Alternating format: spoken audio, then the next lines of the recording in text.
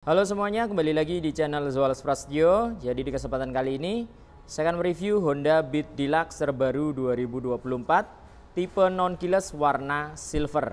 Jadi untuk Honda Beat Deluxe sendiri di tahun 2024 ini sekarang terdapat dua versi, yaitu versi keyless dan versi non-keyless ya. Sedangkan untuk yang ini versi non-keylessnya atau versi murahnya. Harganya di 19.700.000 OTR Bekasi. Oke, langsung saja kita bahas detailnya. Yang pertama dari bagian depan. Jadi di bagian batok kepalanya di sini menggunakan paduan dua warna. Untuk batok utamanya menggunakan warna hitam. Bahan plastik kasar, ada stripping tulisan Honda di bagian atas. Nah, warna silver seperti ini. Sedangkan di bagian kanannya diberikan tumpukan layer menggunakan warna silver dove.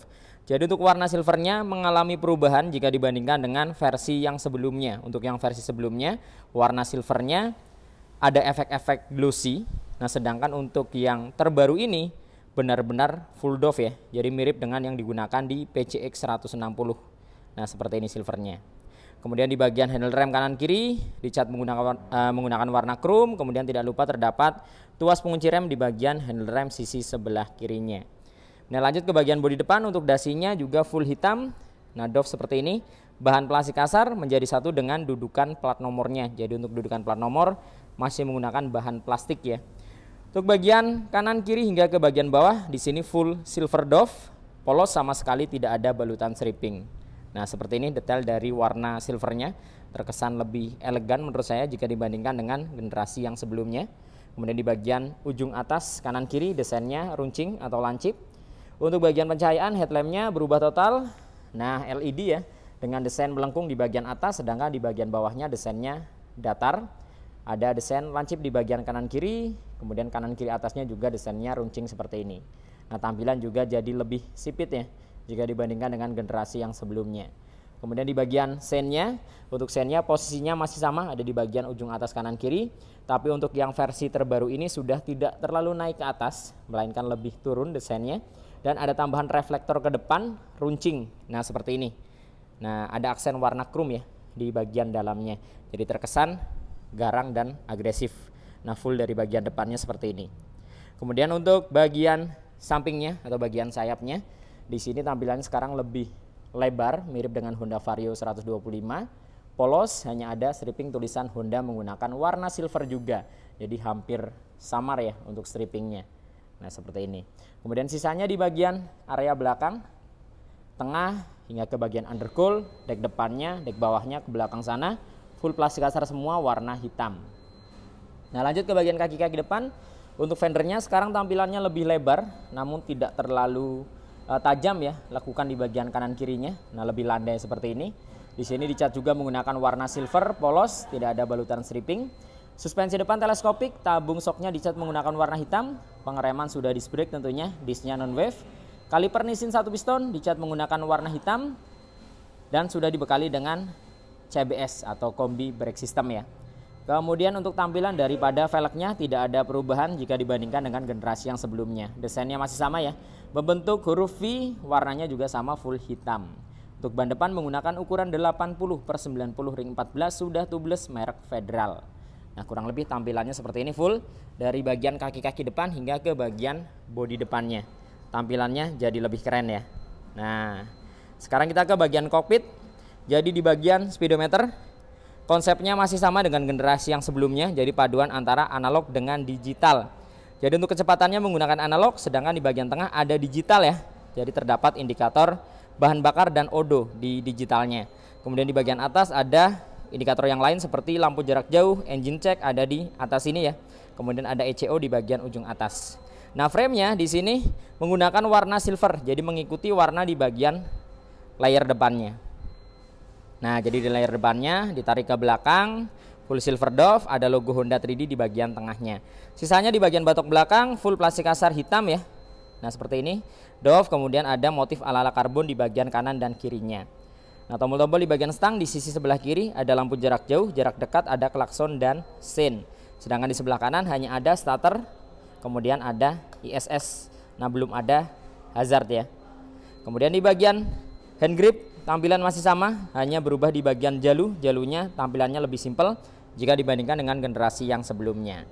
Nah, turun ke bagian dashboard. Untuk bagian dashboard di sisi sebelah kiri sekarang lacinya lebih lebar dan lebih dalam ya. Jadi untuk botol air mineral ukuran sedang ini bisa masuk secara sempurna karena memang dalam dan sangat luas. Di bagian tengah ada hook ya atau gantungan barang. Kemudian di sebelah kanannya lagi ada fitur power charging atau power outlet ya. Namun belum tipe USB. Jadi masih butuh adaptor tambahan kalau kalian mau ngecas smartphone kalian. Ada covernya dan waterproof atau tahan air, jadi tetap aman ketika kalian cuci atau ketika terkena hujan. Kemudian di bagian keamanan, yang versi non keyless ini untuk di lock masih kunci kontak manual ya, jadi belum smart key atau keyless. Kecuali yang versi termahalnya, yang versi keyless, dia sudah smart key. Nah, keamanannya mengandalkan kunci stang dan shutter key. Dan ada fitur keamanan alarm, jadi kalian tidak perlu khawatir lagi ketika parkir dimanapun, tetap aman ya, karena sudah ada alarmnya. Kemudian ada seat opener di bagian sebelah kanan untuk membuka joknya ya. Kemudian di bagian dek depannya sini full plastik kasar hitam dengan motif ala-ala karbon di bagian kanan kiri dan bagian tengah. Nah, seperti ini desain di bagian dek depannya. Kemudian di bagian dek belakangnya, nah seperti ini full hitam, tampilannya lebar ke samping, ada motif ala-ala karbon juga di bagian tengah sini. Kemudian di bagian bawah juga sama, ada motif ala-ala karbon. Di bagian paling bawah juga ada. Nah, seperti ini ya. Di bagian step floor-nya, walaupun bodinya ini ramping, tapi Honda bisa menghadirkan step floor dengan ukuran yang sangat luas, baik itu jarak antara kanan ke kiri maupun depan ke belakangnya. Nah, seperti ini. Kemudian ada tekstur anti slip ya, gerigi seperti ini supaya tidak licin ketika kalian injak ya. Untuk aki posisinya ada di tengah atau di bagian dek bawahnya. Kemudian di bagian step belakang sayang sekali masih menggunakan model pipa besi dibalut dengan karet. Jadi secara tampilan terlihat seperti motor bebek jadul ya. Nah, kurang modern. Kemudian dari segi keawetan juga tidak seawet model klik yang bahan aluminium. Itu lebih awet ya. Kalau yang ini biasanya rawan karatan ketika sering terkena panas ataupun sering dihujan-hujankan ya. Nah, kemudian di bagian bodi belakang, untuk bodi belakangnya di sini full silver dove, polos, hanya ada tulisan Beat menggunakan emblem. Nah, di versi Deluxe ciri khasnya dia tidak ada stripping melainkan emblem simple. Nah, seperti ini. Untuk fontnya sekarang berubah ya. Fontnya berubah jika dibandingkan dengan generasi yang sebelumnya. Kemudian ada tambahan stripping idling stop di bagian bawahnya. Jadi full silver ke belakang seperti ini. Kemudian di bagian dek bawahnya full plastik kasar hingga ke bagian fendernya. Untuk fender tampilannya lebar sekarang. Nah, ada mata kucing di bagian atas. Kemudian ada motif ala-ala karbon di bagian tengah, kanan dan kirinya. Fendernya ini panjang, jadi hampir ke setengah rodanya, bahkan hampir lebih ya. Ini sangat panjang. Kemudian untuk lampu penerangan plat nomor sekarang sudah tidak lagi nongol keluar desainnya karena mengandalkan dari atas. Jadi ada coakan di bagian atas ini yang akan memberikan cahaya turun ke bagian plat nomornya. Stop lampnya berubah total. Nah, tapi untuk stop lamp masih sama-sama bohlam, belum LED. Sekarang desainnya dia lebar ke samping, jadi tidak terlalu naik ke atas. Kemudian untuk bagian sen juga masih bohlam. Di bagian mika ada beberapa motif garis-garis seperti ini. Jadi menambah kesannya semakin terlihat mewah ya. Kemudian di bagian ujung bodi atas, nah desainnya sekarang sudah tidak runcing, dia lebih lebar. Jadi di bagian belakang lebar. Plastik kasar hitam, ada stripping tulisan Honda. Kemudian di bagian behelnya juga full hitam doff dengan beberapa motif ala-ala karbon di bagian kanan kiri hingga ke bagian tengah. Jadi memang untuk Honda Beat versi terbaru ini bodinya sekarang jadi lebih lebar ya, atau lebih gambot. Jika kita lihat dari bagian atas, di area sampingnya sini dia mekar. Kemudian di bagian joknya full hitam, nah dengan tekstur bintik-bintik di bagian kulit joknya seperti ini. Jadi tidak ada pemanis jahitan dengan ukuran yang ramping namun cukup panjang. Kemudian untuk kapasitas bagasi dan tangki masih sama. Untuk bagasinya 12 liter, tangkinya 4,2 liter. Jadi tidak ada perubahan jika dibandingkan dengan generasi yang sebelumnya. Secara tampilan juga sama ya. Untuk konsumsi bahan bakar 1 liter bisa sampai 60 kilometeran. Jadi memang sangat irit. Nah, turun ke sektor mesin ya. Untuk mesinnya juga tidak ada perubahan. Ini buat kalian yang berharap Honda Beat di versi 2024 ada perubahan di sektor mesin. Ternyata masih sama saja menggunakan mesin injeksi 110 cc SOHC. Berpendingin udara atau sirip-sirip ya. Kapasitas oli mesin di 0,65 liter, sudah ESP namun belum ESP Plus. Nah, di bagian CVT full hitam untuk covernya. Untuk bagian depannya cover plastik dipadukan dengan besi. Di bagian belakang ada tulisan Honda yang diukir. Nah, sekarang di versi Deluxe sudah tidak ada kickstarter atau sela-selaan. Jadi secara bobot tentunya lebih ringan jika dibandingkan dengan versi CBS-nya yang masih ada kickstarternya. Kemudian untuk rangka juga tidak ada perubahan, masih menggunakan rangka yang sama, yaitu rangka eSurf yang dipercaya lebih ringan, lebih mudah dikendalikan, lebih nurut rangkanya. Kemudian untuk garansi rangkanya sekarang 5 tahun di semua motor Honda, baik itu motor Matic, motor bebek atau sportnya, semua garansi 5 tahun, tidak terkecuali ya. Mau itu rangka eSurf ataupun tubularnya sama-sama bergaransi 5 tahun. Jadi kalian tidak perlu khawatir lagi.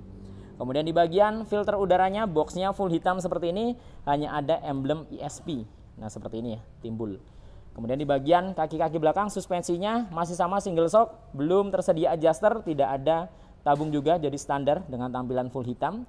Pengereman juga masih tromol, velg sekali lagi tidak ada perubahan jika dibandingkan dengan generasi yang sebelumnya.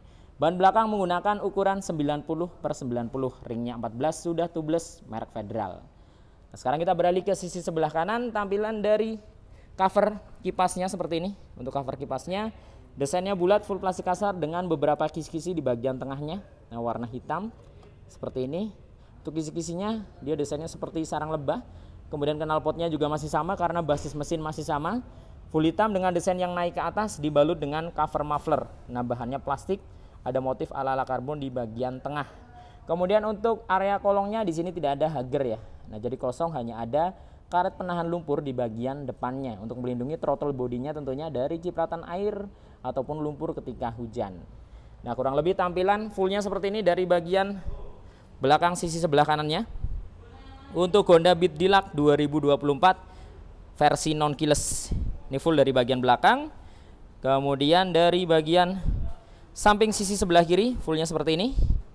Nah, jadi warna silvernya sekarang berubah jadi full Dove. Dan menurut kalian seperti apa seputar motor ini? Coba tulis pendapat kalian di kolom komen.